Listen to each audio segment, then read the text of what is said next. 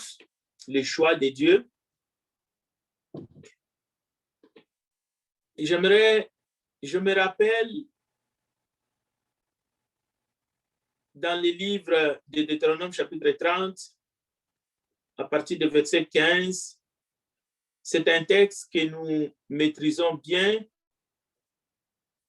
Il est dit, je mets aujourd'hui devant toi la vie et le bien, la mort et le mal, car je te prescris aujourd'hui, mon Dieu, de marcher dans ses voies et d'observer ses commandements, ses lois et ses ordonnances, afin que tu vives et que tu multiplies et que l'Éternel, ton Dieu, te bénisse dans le pays dont tu vas entrer en possession. Mais si ton cœur se détourne, si tu n'obéis point, et si tu te laisses entraîner à te prosterner devant d'autres dieux et à les servir, je vous déclare aujourd'hui que vous périrez, que vous ne prolongerez point vos jours dans les pays dont vous allez entrer en possession, après avoir passé les Jourdains. J'en prends aujourd'hui à témoin contre vous les ciels et la terre. J'ai mis devant toi la vie et la mort, la bénédiction et la malédiction. Choisis la vie afin que tu vives, toi et ta postérité, pour aimer l'Éternel ton Dieu, pour obéir à sa voix et pour t'attacher à lui, car de cela dépend ta vie et la prolongation de tes jours. Et c'est ainsi que tu pourras demeurer. C'est ainsi que tu pourras demeurer dans les pays que l'Éternel a juré de donner à tes pères Abraham, Isaac et Jacob. La première question, c'est de nous demander l'humain, créature de Dieu de choix, est-il vraiment capable, bien sûr, depuis la chute, est-il vraiment libre de choisir entre la perdition éternelle et le salut éternel, entre le bien et le mal, entre la vie et la mort? Est-il vraiment libre et capable de faire un bon choix? Bien sûr, même avant la chute dans le jardin d'Éden, nous sommes étonnés de voir que l'humain choisit la mort malgré les observations. Le fait-il parce qu'il n'était pas capable de choisir ce qui était bien, d'obéir au commandement de Dieu? Parce qu'à ce moment, il n'était pas vendu au péché. Alors, c'est une question qui mérite d'être posée. Peut-être que vous vous êtes posé vous-même ou que vous avez entendu les autres poser cette question.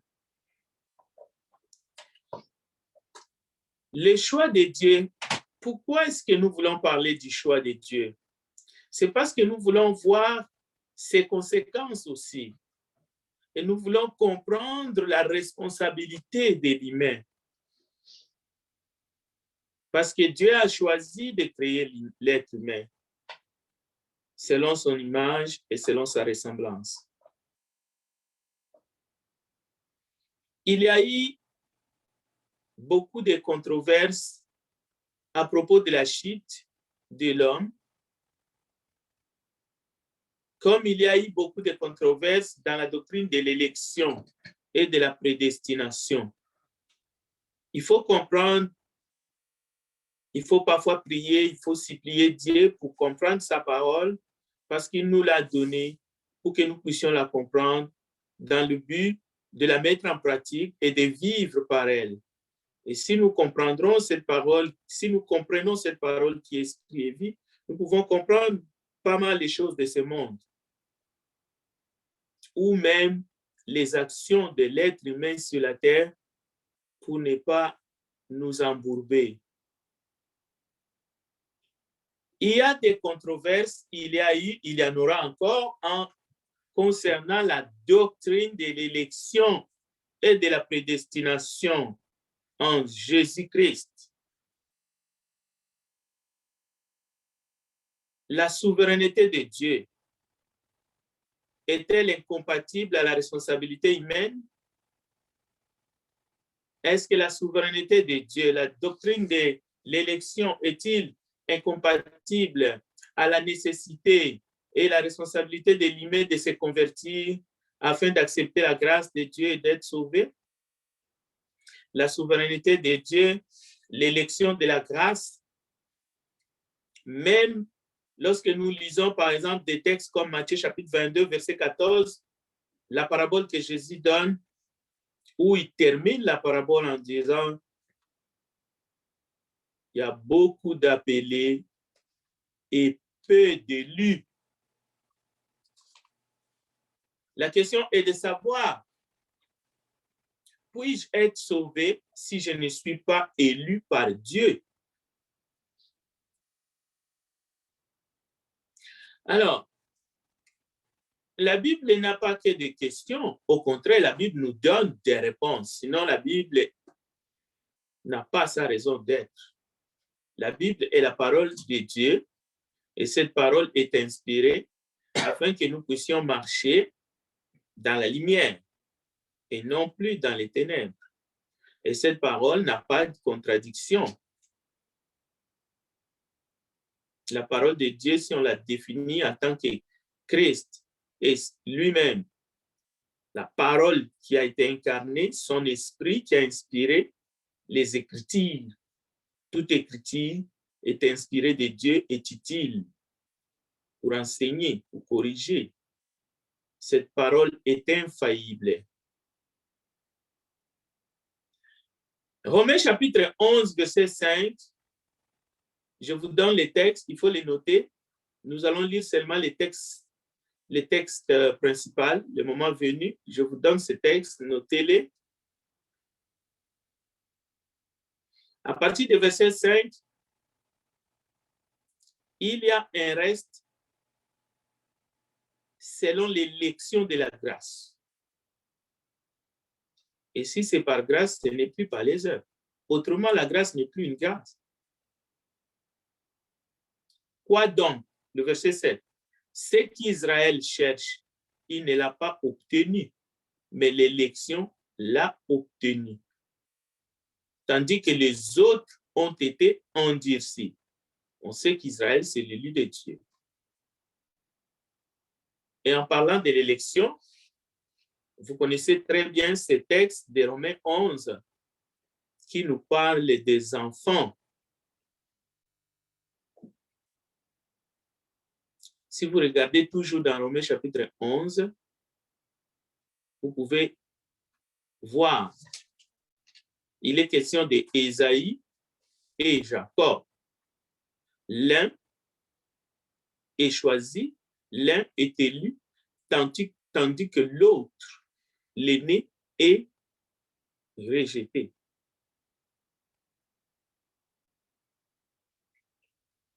Nous lisons à partir du verset 25 de Romains 11. Car je ne veux pas, frères, que vous ignorez ces mystères, afin que vous ne vous regardiez point comme sages. C'est qu'une partie d'Israël est tombée dans l'endurcissement jusqu'à ce que la totalité des païens soit entrée. Et ainsi tout Israël sera sauvé, selon qu'il est écrit, le libérateur viendra des Sion et il détournera de Jacob les impiétés. Et ce sera mon alliance avec eux lorsque j'ôterai leurs péchés. En ce qui concerne l'évangile, ils sont ennemis à cause de vous, mais en ce qui concerne l'élection, ils sont aimés à cause de leur Père. Car Dieu ne se répand pas de ses dons et de son appel. Donc, si vous continuez la lecture de Romains 11, vous allez voir qu'on parle de l'élection, on parle de l'appel, et rappelez-vous de Matthieu 22, beaucoup d'appelés, peu d'élus. Qui sont les appelés? Qui sont les élus? Peut-on être sauvé si on n'est pas un élu de Dieu? Romains chapitre 9, verset 9, pour compléter les textes. à partir du verset 11, on peut lire tout Romains 9 d'ailleurs. Car quoique les enfants ne fussent pas encore nés et qu'ils n'eussent fait ni bien ni mal, afin que les desseins d'élection de Dieu, c'est Dieu qui élit, subsista, sans dépendre des œuvres et par la seule volonté de celui qui appelle. C'est-à-dire, entre l'appel et l'élection, il n'y a qu'un pas. Il appelle, il est élu. Celui qui appelle, c'est celui qui est élu. Même s'il a dit il y a beaucoup d'appelés, mais pas peu d'élus. Mais ici, au verset 11, les enfants n'étaient même pas encore nés. Ils n'ont fait ni bien ni mal. L'élection de Dieu subsista sans dépendre des œuvres, par la seule volonté de celui qui appelle. Il fut dit à Rebecca, l'aîné sera assujetti au plus jeune. Selon qu'il est écrit, j'ai aimé Jacob, j'ai haï Esaü. Que dirons-nous donc? Y a-t-il en Dieu de l'injustice? Loin de là. Car il a dit à Moïse, je ferai miséricorde à qui je fais miséricorde et j'aurai compassion de qui j'ai compassion. Ainsi donc, cela ne dépend ni de celui qui veut, ni de celui qui court, mais de Dieu qui fait miséricorde.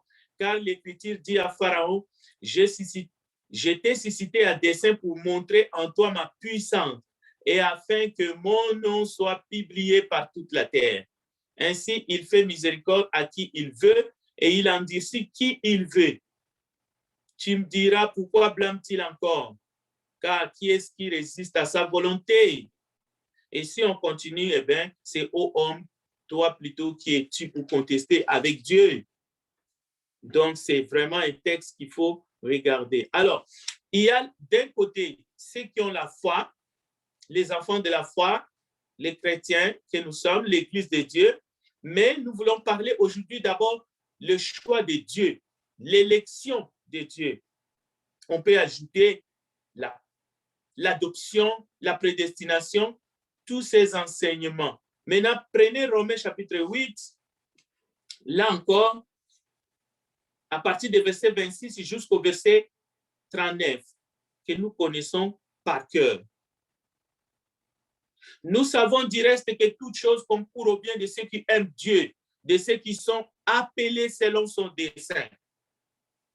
Car ceux qu'il a connus d'avance, il les a aussi prédestinés à être semblables à l'image de son Fils, afin que son Fils fût le premier-né en plusieurs frères. Ceux qu'il a prédestinés, il les a aussi appelés. Ceux qu'il a appelés, il les a aussi justifiés. Et ceux qu'il a justifiés, il les a aussi glorifiés. Et si on continue, on arrive au verset 23. Qui accusera les élus de Dieu? Qui accusera les élus de Dieu? C'est Dieu qui justifie. Mais déjà, ici dans Romains 8, on peut les lire du début à la fin, mais on a juste pris la section verset 26 jusqu'au verset 39 que nous connaissons par cœur. Dans toutes ces choses, nous sommes plus que vainqueurs par celui qui nous a aimés, car j'ai l'assurance, ni la mort, ni la vie, ni les anges, ni les dominations, ni les choses présentes. Y aurait-il quelque chose qui est dit dans ces passages qui ne concerne pas l'Église, qui ne concerne pas ceux qui sont sauvés, pour répondre à la question qui est l'élu de Dieu et qui ne l'est pas? Qui sont les élus de Dieu aujourd'hui?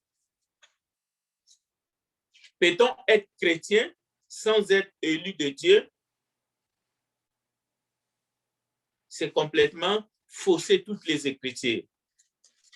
C'est-à-dire, ces textes s'adressent à ceux qui ont été rachetés par le sang de Jésus et ils sont identifiés ici comme les élus de Dieu. Voilà pourquoi nous disons et nous lisons chaque fois qui accusera les élus de Dieu. Mais sommes-nous conscients que nous sommes dedans?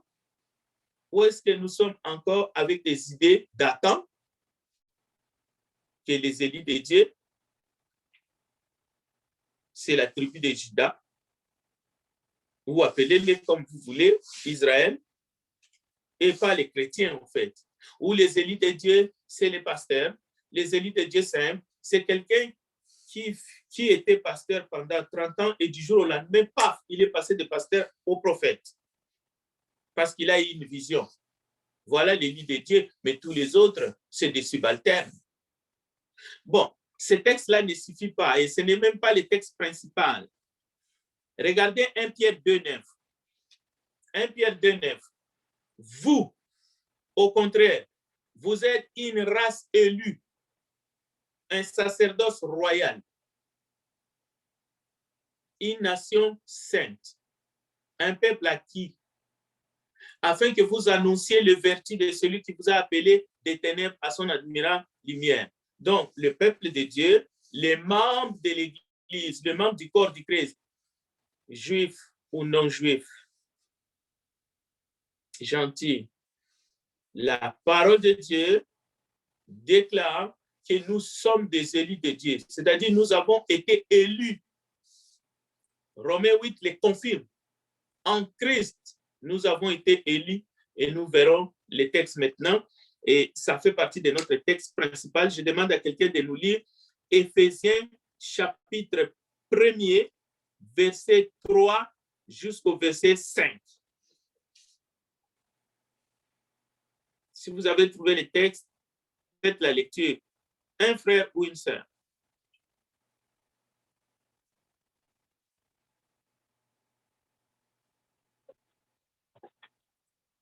Béni soit Dieu, le Père de notre Seigneur Jésus-Christ, qui nous a bénis de toutes sortes de bénédictions spirituelles dans les lieux célestes en Christ. En lui, Dieu nous a élus avant la fondation du monde pour que nous soyons saintes et irrépréhensibles devant lui. Nous ayant prédestinés dans son amour à être ses enfants d'adoption par Jésus-Christ, selon le bon plaisir de sa volonté. Merci, frère Enrico. Alors, nous avons entendu, c'est clair, comme de l'eau de la source. Il n'y a aucun doute. Si vous êtes enfant de Dieu, si vous êtes né de nouveau, si vous avez été baptisé pour le pardon de vos péchés, vous êtes un élu de Dieu. C'est-à-dire, Dieu vous a élu, pas les jours de votre baptême. Dieu vous a élu en Christ, en lui, avant la fondation du monde, pour que vous soyez saints et irrépréhensibles devant lui. La Bible dit, il nous a prédestinés dans son amour à être ses enfants d'adoption par Jésus-Christ. En Jésus-Christ, écoutez bien, selon son bon plaisir de sa volonté. Donc Dieu vous a élus selon sa bonne volonté. Cela ne dépend pas de vous. Il vous a élus. Dans Matthieu 24, verset 22 à 24, vous allez voir Jésus en personne en train de dire, par exemple, avec ses disciples directement, alors qu'il venait d'enseigner à la foule, et si ces jours n'étaient pas abrégés, personne ne sera sauvé, mais à cause des élus, ces jours seront abrégés. Et dans les enseignements de Jésus au sujet du jugement à venir, Matthieu chapitre 24, verset 31, Jésus dira encore qu'il enverra, le Père enverra ses anges avec la trompette retentissante. Ils rassembleront ses élus de 4 vents depuis une extrémité des cieux jusqu'à l'autre.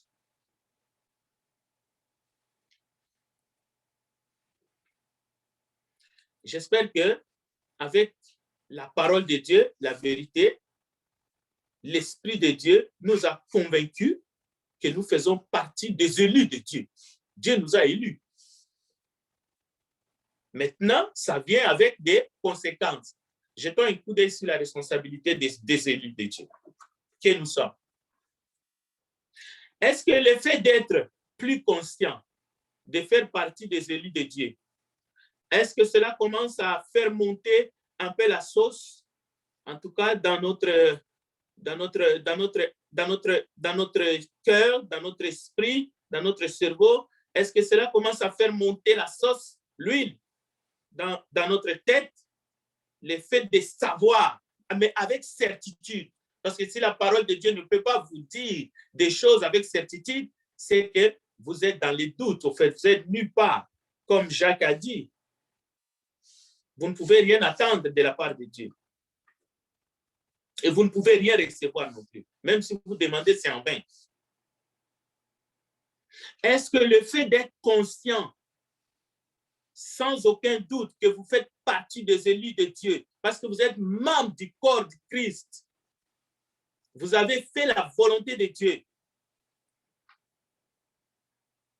vous avez suivi le plan de Dieu pour le salut, vous l'avez respecté, et vous avez la foi à celui qui a parlé. Est-ce que cela vous rend orgueilleux?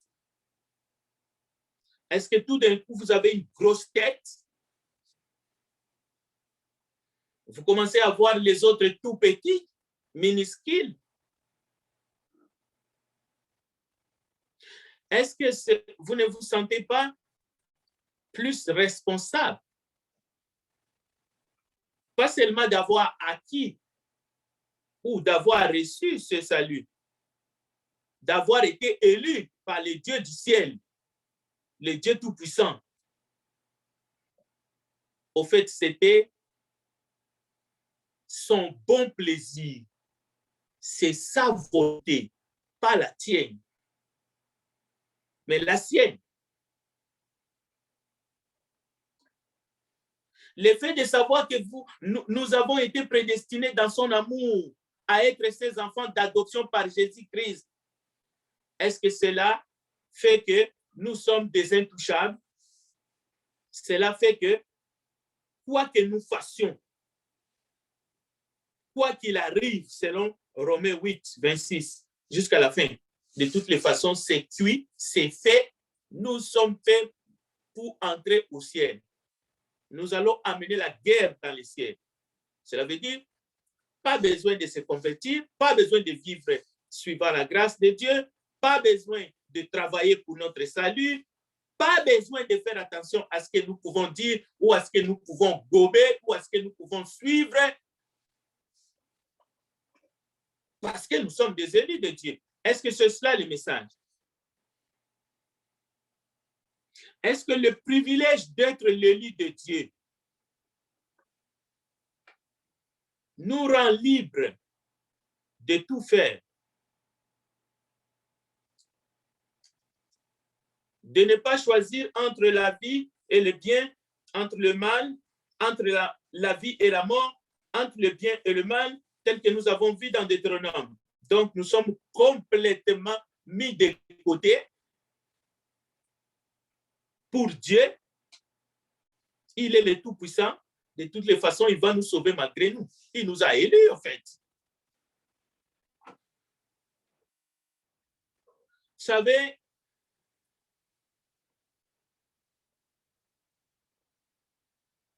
beaucoup commettent cette gaffe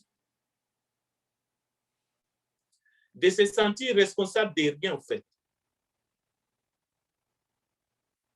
L'élection de Dieu nous délie de toute responsabilité. Voilà comment certains comprennent l'élection de Dieu. Et cela se transpose sur la terre des humains. Je suis un élu. Pas de compte à rendre à qui que ce soit.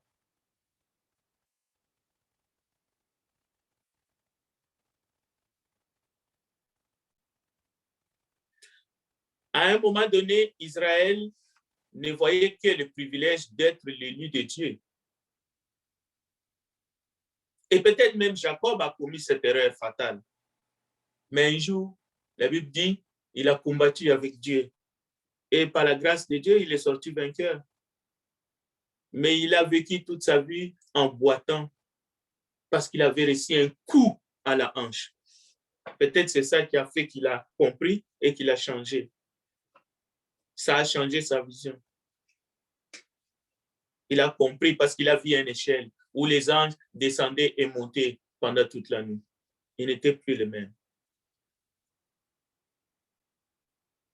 Israël n'a compris que le privilège d'être l'élu de Dieu et il croyait être libre de faire tout ce qu'ils voulaient jusqu'à adorer le veau d'or dans le désert. Que s'est-il passé? Le lit de Dieu a été appelé adultère, répudié. Et Romains 11, 9 est là. Parce que dans Romains 11, Romains 9, vous allez voir, s'il change de position, s'il quitte son endurcissement, Dieu est puissant pour les sauver. Mais de même, toi qui as été adopté, l'olivier sauvage, si tu ne fais pas gaffe, tu peux être retranché. Donc, maintenant, un autre point de vue. Maintenant que la Bible t'identifie, ce n'est pas moi. Maintenant que la parole de Dieu identifie clairement les élus de Dieu dans la nouvelle alliance, y compris les Juifs qui se convertissent, y compris ceux-là qui ne faisaient pas partie, qui n'étaient pas un peuple. Mais Dieu les a appelés un peuple. Maintenant que Dieu nous identifie comme étant ses élus, sa race,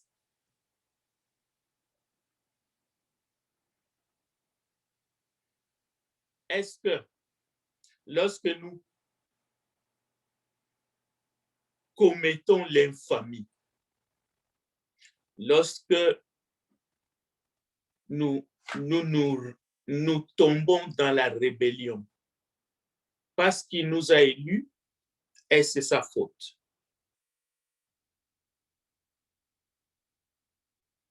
Est-ce que parce que Dieu a choisi de créer Adam et Ève, lorsqu'Adam chute, est-ce que c'est la faute de Dieu? Mais parce que c'est lui qui a choisi. Est-ce que parce que Dieu a choisi pour une fois une femme pour Adam, lorsque le couple chute, même si Adam dit c'est la femme que tu as mis à mon côté, est-ce la faute de Dieu que ce qui est arrivé? Est-ce qu'en choisissant Jacob, parce que la Bible dit Dieu a choisi Jacob, mais Dieu a élu Jacob aussi. Est-ce que toutes les turpitudes dans la vie de Jacob, les coups bas, est-ce que c'est la faute de Dieu qu'il a élu, qu'il a choisi?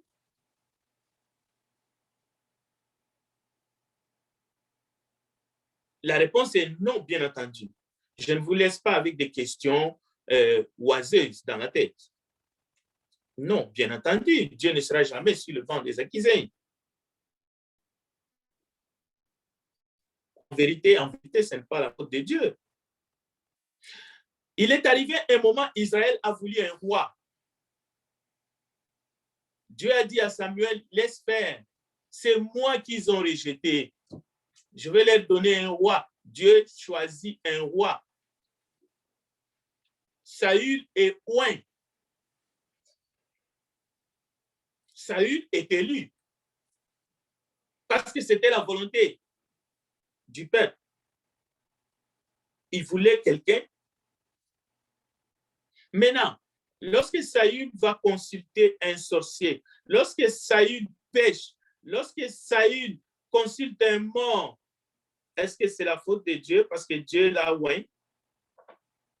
Et même David qui a été oint, qui a été choisi par Dieu, l'homme serviteur de Dieu, lorsqu'il pêche, lorsqu'il prend la femme de son commandant et il les fait assassiner, c'est la faute de Dieu qui a dit qu'il faut oindre David, Dieu qui l'a élu, qui l'a mis sur le trône.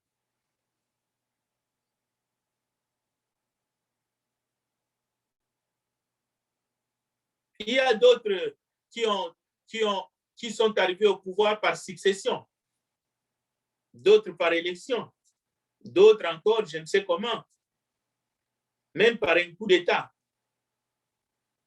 Il y a des histoires dans la Bible, des histoires de guerre.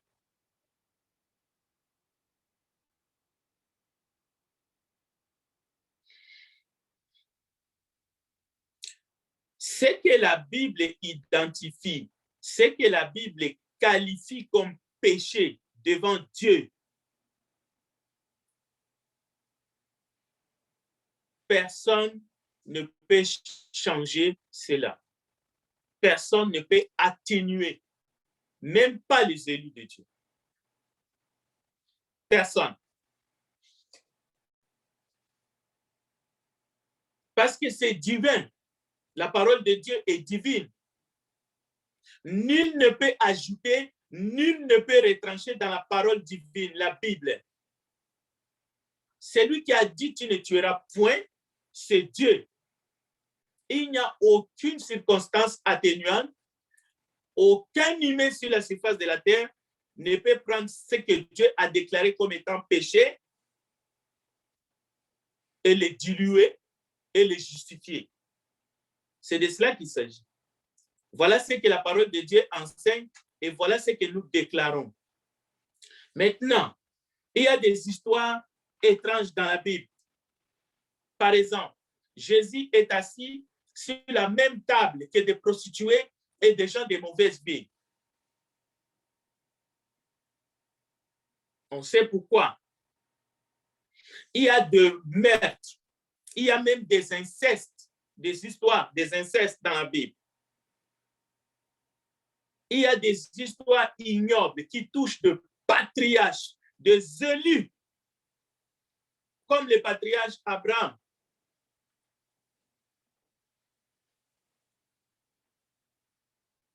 Et même son neveu Lot. Comment peut-on comprendre un père qui veut livrer ses propres filles pour que ses filles soient violentées sexuellement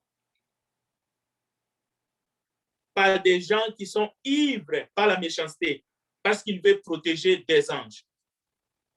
Il y a des histoires de guerre, il y a des choses épouvantables parfois, faites par des élus, comme je viens de vous donner quelques exemples.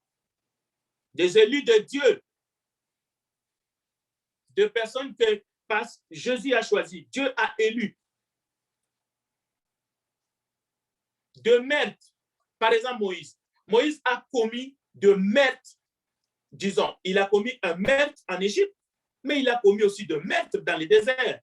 Moïse a procédé, il a donné de l'ordre qu'on tue tous ceux qui ont poussé les autres à adorer les veaux d'or. Et il demandait aux membres des familles de tuer leurs propres membres des familles.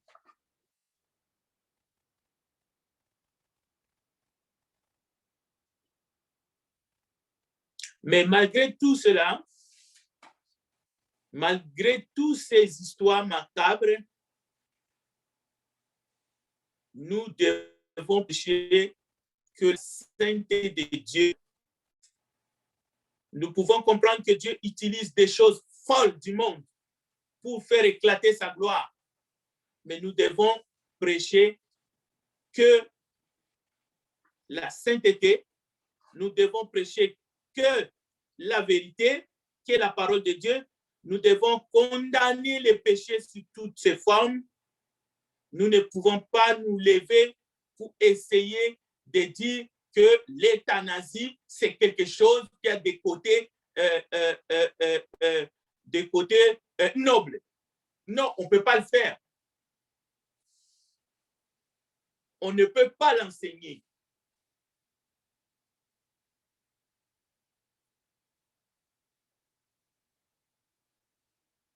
Donc, nous devons rester debout dans la grâce et nous devons croire que Dieu est tout-puissant. Il est capable d'utiliser les choses folles du monde pour faire du bien. Lui, il est capable. Mais il nous a donné un cadre. Ce cadre-là, c'est la parole de Dieu que nous ne devrions ni ajouter ni retrancher quoi qu'il arrive. Même si il y a la pluie du feu qui commence à tomber dans ce monde, nous ne pouvons pas prêcher autre chose que la bonne nouvelle de Jésus-Christ, telle que les apôtres et les prophètes nous l'ont laissé, telle que nous l'avons. Nous n'allons pas commencer à prêcher les choses que nous voyons, par exemple, dans l'Ancienne Alliance, ou que nous ne comprenons pas dans le Nouveau Testament, pour justifier le mal dans le monde. Nous n'allons pas prêcher l'inceste. Nous n'allons pas commencer à dire que la pédophilie, il faut rabaisser l'âge, ainsi de suite. Nous n'allons pas prêcher que 2 personnes de même sexe peuvent se marier. On ne peut pas.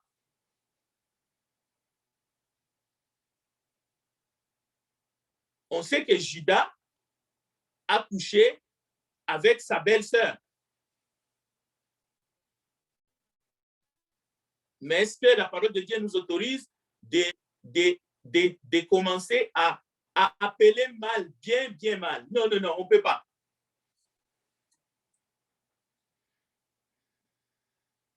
La question est de se demander, les croyants, l'élu peut-il perdre son salut? Jean chapitre 10.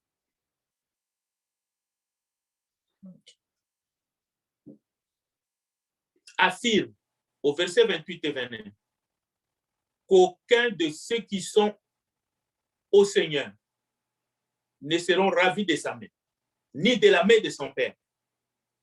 C'est clair et net. Mais en même temps, regardez Jude 4. Il y a des avertissements solennels contre ceux qui tournent la grâce de Dieu en dissolution, c'est-à-dire qui disent ou pensent qu'on peut se permettre de pécher puisque Dieu nous a fait grâce. Regardez, cela veut dire que la responsabilité de l'élu est engagée.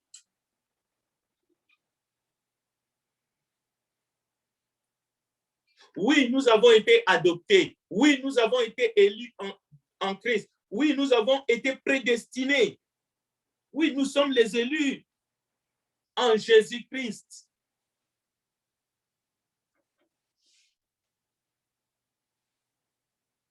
La parole de Dieu proclame l'élection en Jésus. Mais la parole de Dieu enseigne la pleine responsabilité de l'humain. La grâce de Dieu précède la foi, mais la foi vient de ce qu'on attend de la parole de Dieu, pas autre chose. Si notre foi est basée sur autre chose, ce n'est plus la foi. Ça, c'est la foi des sorciers. La foi vient de ce qu'on attend, et ce qu'on attend vient de la parole de Christ. Alors, nous connaissons les enseignements de Christ. Il faut chercher qu'est-ce que Christ a enseigné, qu'est-ce que Christ n'a pas enseigné. Qu'est-ce que les apôtres ont enseigné, qu'est-ce qu'ils n'ont pas enseigné. Qu'est-ce qu'ils ont pratiqué dans les cultes. Qu'est-ce qu'ils ont encouragé dans la vie des disciples. Les actes des apôtres sont là. On ne peut pas se perdre. Impossible. Souvent, l'élection est mal comprise.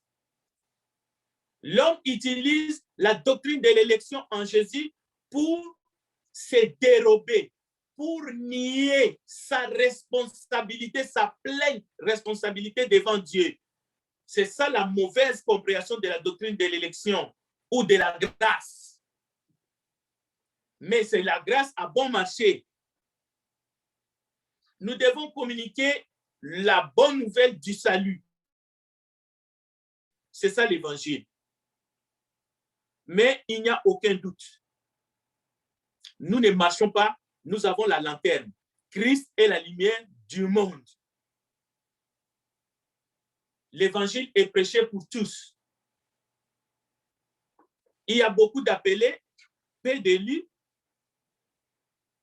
C'est écrit dans Matthieu chapitre 22.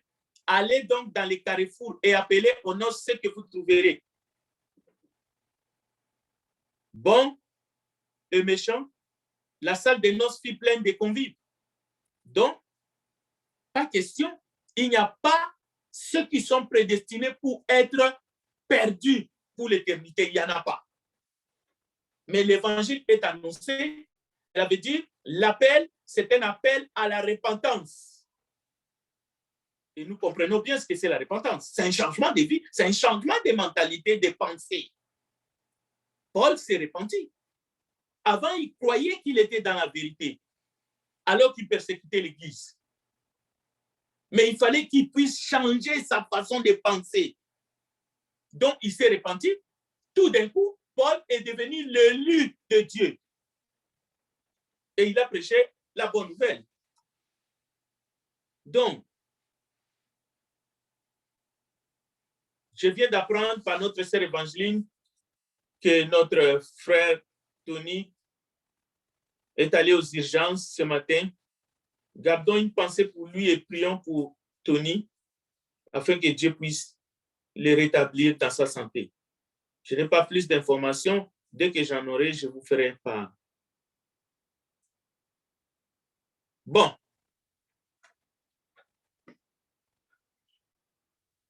Sur le plan spirituel, en aucun cas, parce que tu es l'élu de Dieu, ta responsabilité dans tes actes abominables sera transposée par celui qui t'a élu. Et dans ce cas-là, le Père, dans son amour et dans sa grâce, tu seras appelé au jugement. Chacun répondra. C'est-à-dire, il y a des élus qui refusent encore cette grâce et qui sont des candidats pour l'enfer parce qu'ils ont rejeté la grâce de Dieu. Et si nous avons compris sur le plan spirituel, lorsque nous allons continuer, vous allez comprendre maintenant sur notre responsabilité dans ce monde.